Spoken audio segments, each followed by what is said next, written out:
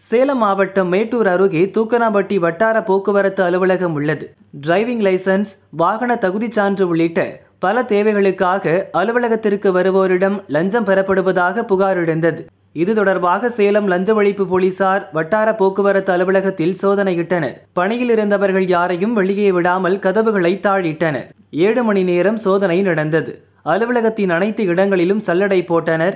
அப்போது புகைப்பட அரங்கம், கழிவறை ஜன்னல்கள் வழியாக கட்டுக்கட்டாக பணம் வெளியே வீசப்பட்டு கிடந்தன. மொத்தம் 1,30,600 ரூபாய் கணக்கில் வராத பணம் கைப்பற்றப்பட்டது. லஞ்ச ஒழிப்பு போலீசார் வருவதை அறிந்த ஆர்டிஓ அலுவலர்கள் லஞ்ச பணம் தங்களிடம் இருந்தால் மாட்டிக்கொள்வோம் என பயந்து தூக்கி வீசியிருக்கலாம் என்று சொல்லப்படுகிறது.